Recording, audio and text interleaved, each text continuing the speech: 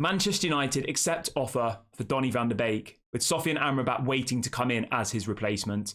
United set to offer Jonny Evans a one-year contract extension, with Marc Cucurella also going to join United on loan. These are all the things we will be discussing on today's video. But before we jump into that, please do smash a like on the video and please do subscribe to the channel if you are new. So let's start off with the Donny van de Beek story. This is coming out from various different journalists in the last 10 or so minutes that Manchester United have now accepted a loan offer from FC Lorient for the deal of Donny van de Beek. Now, it's believed to be a one-year loan. We don't know what the loan fee is. We don't know how much of their wages, Donny's wages, is going to be covered by Lorient. But at this point, I think we just need to do something. He's clearly not part of Erik ten Hag's plans. He's not been part of any of the matchday squads.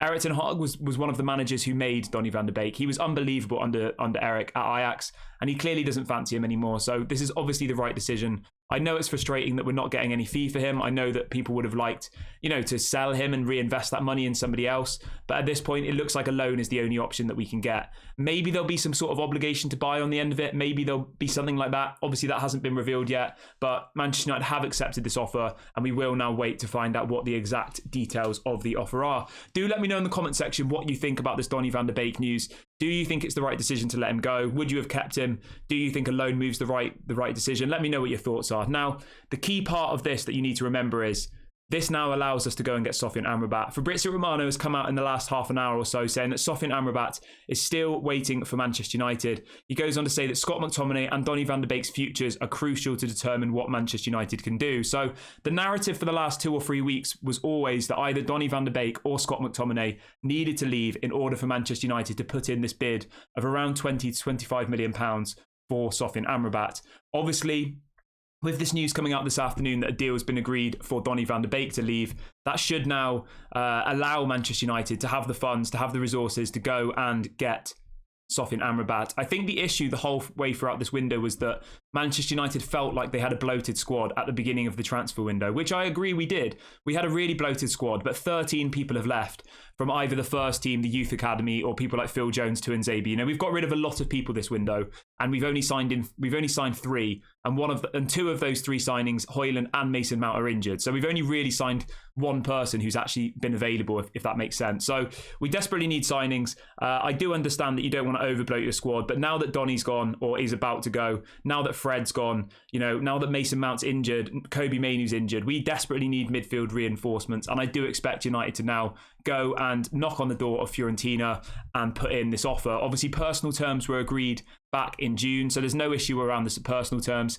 Fabrizio has said multiple times that Manchester United are his number one priority. He's waiting for Manchester United. He's rejected offers from Saudi Arabia, rejected offers from Liverpool, and rejected offers from Atletico Madrid as well. So he's desperate to come to Manchester United, and this news today of Donny leaving should now allow us to push the button on that deal. Now, do let me know in the comment section how you feel about Sofyan Amrabat. Is he your number one target in the midfield position? Would you prefer we go for Højbjerg? Would you prefer that we go for someone like Gravenberch? Let me know what your thoughts are, as I always like to see what you guys have to say. Now, moving over to Jonny Evans, there's a story coming out from Simon Stone from the BBC in the UK saying that Jonny Evans is now set to get a one-year deal at Manchester United.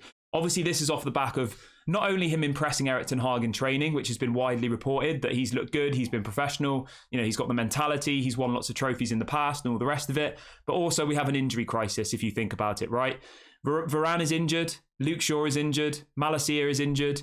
We're very, very close away from Harry Maguire being our starting centre-back. And then what happens if Maguire gets injured? You literally have no one. So I understand this signing. I did hope that, keeping Jonny Evans would allow Harry Maguire to leave, but I don't think they're going to get rid of Harry Maguire at this point. To be completely honest, I think Harry Maguire is going to stay, and it looks like we might see we might see a centre-back partnership of Jonny Evans and Harry Maguire before too long. So that's something to look forward to, isn't it? Obviously, I'm joking. The final story we have for you this afternoon is about Marc Cucurella. Now, he is somebody I think will be really, really good for Manchester United. I think he's a good player. I think he was quality at Brighton. And there's a story coming out from Marca over in Spain saying that Manchester United and Chelsea are about to sign an agreement for the loan of Marc Cucurella. United will pay a £3 million loan fee, and the deal should be completed today. You know what? I think £3 million is perfectly fair. I'm happy with that. The thing that's worth noting about Cucurella is he can play left back, left wing back, and he can play at left centre back. He can play in 3 different positions.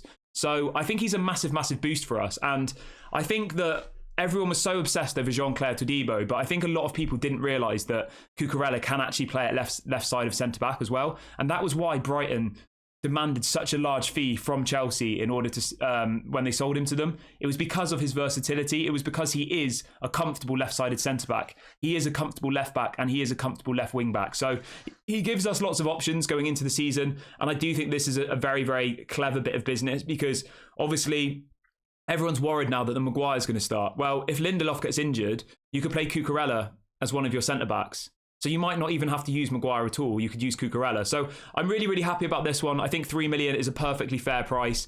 Obviously, he is a good player. I know he had a poor season last year, but he was Brighton's player of the year before. And I'm happy about it. But let me know what your thoughts are on Cucurella. Would you like to see him at Manchester United? Is there somebody else in the left-back position that you would prefer that we went for? Please do remember that Luke Shaw is apparently out till November or December.